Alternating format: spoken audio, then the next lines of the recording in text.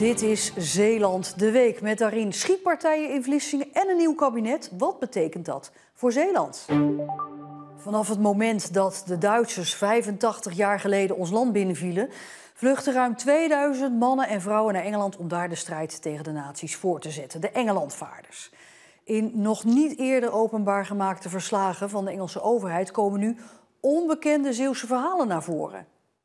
Wie Engelandvaarders hoort en weet waar het over gaat, denkt onmiddellijk aan Erik Hazelhoff-Roelfsema, oftewel de soldaat van Oranje.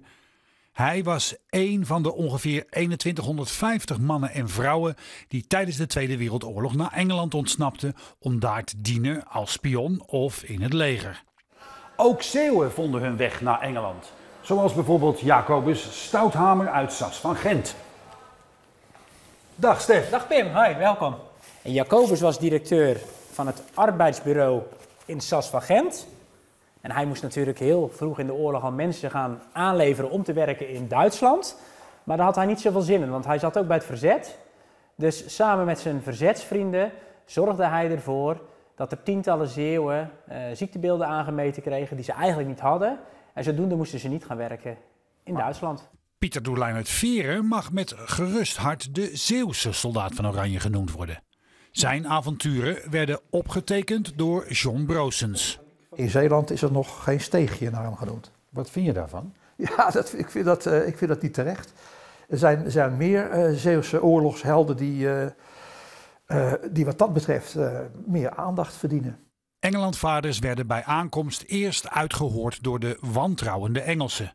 Het Nationaal Archief openbaarde in maart die verhoren en die geven meer duidelijkheid over de reizen van de Zeeuwen. Maar ook over hoe er naar ze gekeken werd door de Engelsen. En dat was niet altijd fraai. Over de gebroeders Erasmus uit Presken staat geschreven: Neither of them possess great intelligence or strength of character. And Jacobus in particular is rather stupid. Maar dat is de arrogantie van de Britse verhoorders, denk ik. Die gingen ervan uit dat alles wat van het continent kwam per definitie al niet te vertrouwen was. En als ze dan mogelijk contact met de vijand hadden gehad en ook nog eens een keer geen Engels spraken, dan waren ze eigenlijk al verdacht voordat de verhoren begonnen. Van Stouthamer zijn er nog wat tastbare zaken in het Bevrijdingsmuseum. Nou, een armbandje met zijn verzetsnaam erop, een kompas, verschillende onderscheidingstekens, een verrekijker. Allemaal afkomstig van Jacobus Stouthamer. De geschiedenis van Engelandvaarders kent ook tragiek en onrechtvaardigheid. Doelijn legde verraad bloot, ontsnapte uit een Gestapo-kamp, maar werd bij terugkeer door de Engelsen opgesloten. Een geknakte man, een gedesillusioneerde man, die eigenlijk helemaal nergens meer zin in heeft. Je zou kunnen zeggen dat hij op de rand zat van een complete instorting. Stouthamer, Bogaert, Knuit en Waasbergen. Allemaal Zeeuwse namen waar verhalen achter zitten. Heldhaftigheid, verdriet en stomzinnigheid. Maar hoe dan ook, verhalen die nooit vergeten mogen worden. Ziekenhuis ADRZ heeft over het afgelopen jaar een winst geboekt van bijna 6 miljoen euro. Dat blijkt uit de jaarcijfers. De winst is opvallend omdat het andere Zeeuwse ziekenhuis, Zorgzaam, eerder dit voorjaar moest melden dat ze een verlies van 11 miljoen hadden geleden. Wel is de winst van het ADRZ minder hoog dan de afgelopen jaren. Want net als Zorgzaam had het ziekenhuis in Goes en Vlissingen te maken met hogere personeels- en energiekosten. Teammanager John Karelsen hier op archiefbeeld heeft een officiële waarschuwing gekregen van zijn werkgever NAC Breda. Na de wedstrijd tegen Top Os ging de uit Wemeldingen afkomstige Karelsen naar verluidt flink tekeer tegen een collega van de mediaafdeling en tegen 2 journalisten. Volgens NAC heeft Karelsen spijt en heeft hij de betrokkenen zijn excuses aangeboden. Veel lawaai, kogelgaten in ramen en onrust. En dat allemaal midden in Vlissingse woonwijken. Bewoners werden daar opgeschrikt door in totaal 3 schietpartijen op 3 verschillende plekken. De eerste melding kwam uit de buurt van het Pablo Picassoplein. Getuigen zeggen hier 5 schoten te hebben gehoord.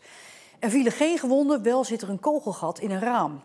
De tweede schietpartij 600 meter verderop in de Hercules Segerslaan. En ook hier wordt alleen een kogelgat aangetroffen in een raam. Ook hier geen gewonden. En dan de derde in de Scheldestraat. Ook hier een kogelgat in een ruit en ook hier geen gewonden. Een 14-jarig meisje uit Middelburg dat zondag zwaar gewond raakte bij het ongeluk op de A58 bij Goes is overleden. Zondagavond kwamen 3 auto's met elkaar in aanrijding. Het ongeluk gebeurde nadat een 39-jarige man uit Goes achterop een auto botste die vervolgens de auto daarvoor aanreed. In totaal raakten 5 mensen gewond. De Goesenaar is na de aanrijding aangehouden omdat hij te veel had gedronken. Het stroomnet in Zeeland zat al helemaal vol, maar voor het havengebied van Vlissingen-Oost is het nu nog erger geworden. Woensdag bleek daar naast het hoogspanningsnet ook het laagspanningsnet vol te zitten. Het gebied zit nu echt helemaal op slot. Het gaat om zo'n 12 bedrijven tussen de Kaloot en het oude Termfos-terrein. Zij kunnen de komende jaren geen extra elektriciteit krijgen om uit te breiden of om te verduurzamen. Ook bedrijven die plannen hebben om op het oude Termfos-terrein nieuw te bouwen, moeten hun plannen in de ijskast zetten. Ja, dat is heel erg vervelend. Het gaat over een aantal bedrijven die op een goede manier bezig zijn met het verduurzamen van hun productieprocessen. Ja, die worden nu even in de wacht gezet. Ja, dat vinden we als bedrijf natuurlijk erg vervelend. De vraag naar elektriciteit neemt enorm toe. In dit deel van het industriegebied is dat in de afgelopen maanden gestegen naar 192 megawatt. Het verdeelstation van Stedin kan die vraag bij lange na niet aan. De conclusie is dat de capaciteit van dit station niet toereikend is en dat we zullen moeten uitbreiden. En dat betekent ook dat we nieuwe aanvragen niet kunnen honoreren tot de uitbreiding heeft plaatsgevonden. De netbeheerders Stedin en Tennet plannen uitbreidingen van het stroomnet. Maar in Vlissingen-Oost duurt dat nog tot 2029. Inwoners van West-Zeeuws-Vlaanderen kregen woensdag te horen dat ze nog een paar dagen langer hun water moeten koken. Afgelopen maandag viel bij werkzaamheden even de druk weg. En tot waterbedrijf Evides zeker weet dat het water daarna weer schoon is, moet het preventief gekookt worden. Inmiddels is het nu de 6e keer in een dik jaar tijd dat er zo'n kookadvies voor de regio geldt. Voor Bas van Dongen van Evides is het een klusje dat hij vaker verricht. Monsters nemen om te kijken of het drinkwater schoon is. En daarbij moet hij zorgen dat hij zelf natuurlijk ook geen bacteriën meeneemt. Ja, zoals je ziet ben ik nu de kraan aan het desinfecteren. Dus, dit doen we zodat we eigenlijk alle bacteriën die eventueel op de kraan kunnen zitten afdoden. Zodat ze niet in het monster direct kunnen komen. Maar niet alleen voor Bas is het vaste prik. De inwoners van West-Zeeuws-Vlaanderen moeten deze week voor de zoveelste keer hun water voor de zekerheid koken. Nou, zoals je ziet, we zitten hier vlakbij een pompstation. En er gaan 2 leidingen naar West-Zeeuws-Vlaanderen. En op het moment dat 1 leiding uitzetten, ja, dan kan het zijn dat door het dichtdraaien van de afsluiter toch een dipje ontstaat. En als een druk onderuit zakt, dan loop je het risico, dat is een risico, dat het water van buiten in de grond de drinkwaterleiding inkomt. En uit voorzorg geven we een kookadvies af. En terwijl de uitslag van dat onderzoek op zich laat wachten, moet er dus preventief gekookt worden. Staat er nog een vergoeding tegenover de West-Zeeuws-Vlamingen die telkens met het probleem zitten dat ze hun water moeten koken? Wij geven standaard geen vergoedingen, maar ik denk dat ze bij Evides daar nu wel misschien over na aan het denken zijn. Uiteindelijk bleek donderdagochtend het water weer veilig en verviel het kookadvies.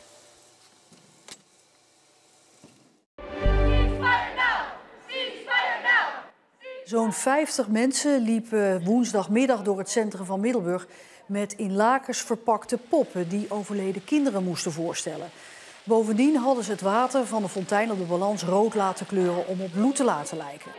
De demonstranten wilden daarmee aandacht vragen voor de slachtoffers die zijn gevallen in Gaza. Het nieuwe kabinet van PVV, VVD, NSC en BBB was donderdag een feit. In het regeerakkoord staat dat deze partijen vol inzetten op kernenergie. Ze willen de huidige kerncentrale in Borselen langer open houden en nog meer nieuwe kerncentrales gaan bouwen. En ook wil de nieuwe regering meer bussen laten rijden op het platteland. En de invloed van de BBB is duidelijk merkbaar. Geen gedwongen onteigening van boeren bij natuurgebieden en ook een streep door de gedwongen krimp van de veestapel. En verder komt de rode diesel terug, dat is goedkopere diesel speciaal voor boeren. En daarnaast het stikstof- en mestprobleem moet worden opgelost door nieuwe Europese afspraken te maken. Zeeuwse boeren zijn natuurlijk blij met dit pakket. Ja, het is een hoopvol en hoopgevend hoofdlijnenakkoord, zoals wij er naar kijken. We merken duidelijk dat er waardering uitklinkt voor de agrarische sector en voor voedselproductie. Dat doet ons goed. En wij merken ook wel dat in de ambities dat ze perspectief weer willen creëren voor boeren en tuinders. Nou, en dat is belangrijk. Hoopvol perspectief, maar is het ook haalbaar? Ja, er staan stevige ambities in. Die zijn ook nodig, denken wij. We willen naar bijvoorbeeld een meer realistisch en haalbaar stikstofbeleid. Daar zal in Nederland wat moeten voor gebeuren, maar ook in Brussel. En het is goed, denk ik, dat er ambitie in zit. Als je doet wat je deed, dan krijg je wat je kreeg. En dat willen wij veranderd zien. En we hopen dat dat waar gaat worden met dit nieuwe akkoord. Het nieuwe kabinet wil ook de rem zetten op buitenlandse studenten. En dat kan grote gevolgen hebben voor de University College Roosevelt, de UCR in Middelburg en ook voor de HZ in Vlissingen. De vele regen heeft op meerdere plekken overlast veroorzaakt. In onder meer Terneuzen, Borselen en Hoedekeskerken viel meer dan 40 mm regen. Een hoeveelheid die normaal gesproken in een halve maand valt. De brandweer is meerdere keren te hulp geschoten om water weg te pompen, zoals hier in Borselen. In de loop van de donderdag trokken de buien weg en werd het langzaamaan droger. Dat er in de grond van het moestuinencomplex in Kruiningen PFAS zat, dat was al bekend. Maar tot hoe ver de vervuiling zich had verspreid, dat was nog niet duidelijk. Maar uit onderzoek blijkt nu dat een flink gedeelte van het terrein ernstig verontreinigde grond bevat. En terwijl de tuinders actie willen, roept de wethouder op tot kalmte. Op het eerste gezicht lijkt het business as usual op het moestuincomplex in Kruiningen.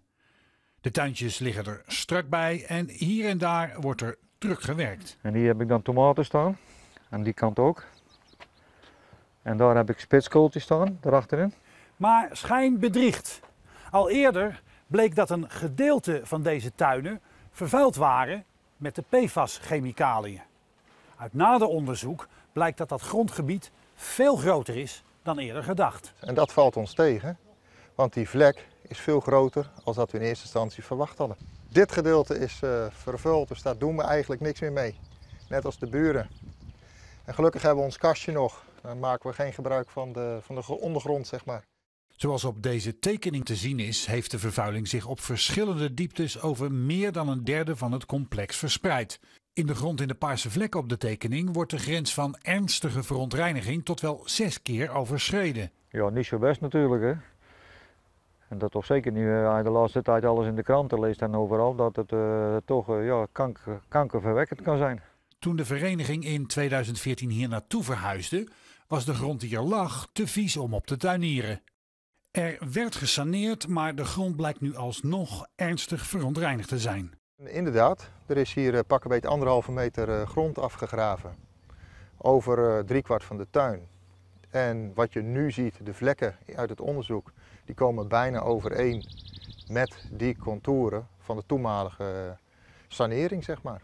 PFAS waren toen nog geen prioriteit en werden dus niet gemeten. Code Ritter boort nu al jaren op grond die vol zit met PFAS. En ondanks zijn zorgen hierover blijft hij wel gewoon zijn groente eten. Ik doe dat nu al vanaf 2014 op dat lapje en ik merk eigenlijk in mijn lichaam niks. Dus ja, ik blijf er mondjesmaat, we weten ook wel eens groenten uit de winkel en zo, maar hier pak ik toch ook mijn groenten vandaan. De moestuinders willen dat de grond weggehaald wordt en dat er schone grond voor in de plaats komt. De boel moet gewoon gesaneerd worden en het liefst zo snel mogelijk. De verantwoordelijk wethouder is nog niet zo ver. Wij zijn bezig met onderzoeken, groenteonderzoek. Dat vindt op dit moment plaats en dat gaat nog plaatsvinden met de zomergroentes. En die zullen we echt goed in kaart moeten hebben alvorens we verder kunnen. Laten we het zekere voor het onzekere nemen. En zeker op de plaatsen waar die waardes overschreden wordt, moet gewoon gesaneerd worden. Heb nou even geduld, zodat wij kunnen komen met een gedegen groenteonderzoek en een gedegen saneringsplan als dat aan de orde is. 10 jaar geleden dachten de Kruiningers hier met een schone lei en dus schone grond opnieuw te kunnen beginnen. Maar inmiddels is duidelijk dat een flink gedeelte van hen groente verbouwt op met chemicaliën vergiftigde grond. Zij moeten nu lijdzaam afwachten tot de gemeente Rijmerswaal een oplossing verzint. Een ravage in de Willem de Zwijgerlaan in Terneuzen vrijdagmiddag. Daar sloeg een auto over de kop die uiteindelijk via de gevel van een woning in een voortuin belandde. Daarbij is een inzittende van de auto gewond geraakt. De politie roept getuigen die de auto voor het ongeluk hebben zien rijden op om zich te melden. Want voordat je zo in iemand zijn voortuin belandt, is er waarschijnlijk natuurlijk toch wel te hard gereden. Deense hangcultuurmosselen geven de Zeeuwse mosselhandel een flinke boost. Dat hebben de afgelopen jaren bewezen.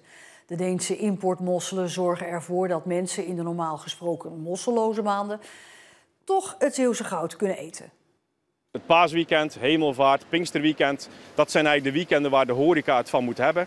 Ja, en als je dan geen mosselen kan serveren is dat natuurlijk heel vervelend. En door de hangcultuurmosselen, eerst uit Denemarken, daarna uit Zeeland, kun je dat gat heel goed opvullen. Vroeger werd altijd gezegd dat mosselen eet je alleen in de maanden met een R erin. Nou, dat is inmiddels al jaren achterhaald. Er kwamen Zeeuwse hangcultuurmosselen, maar ondanks die bleef er een gat van ongeveer 2 maanden per jaar bestaan. En dat gat is opgevuld met deze, de Deense hangcultuurmosselen. Ja, eigenlijk is het geen mooi weetje om te zeggen dat er maar 5% van de mosselproductie uit Ierske in Nederland wordt geconsumeerd. Dus daar moeten we als sector, maar ook als bedrijf echt meer mee doen. Dus het is gewoon goed dat het hele jaar door het product beschikbaar is, vinden wij. Het verschil tussen Deense en Zeeuwse mosselen, dat gaan enkel de kenners merken. Hangcultuurmossel is eigenlijk verwend, want die hangt net onder de wateroppervlakte. Dus krijgt veel zonlicht, veel voeding en daardoor is die ook sneller consumptierijp. Maar de schelp daarentegen is dan ietsje brozer, ietsje doorzichtiger. Dus een kenner kan het wel zien. Qua smaak zul je het verschil niet echt zien. Het seizoen van de Zeeuwse hangcultuurmosselen begint officieel op 29 mei.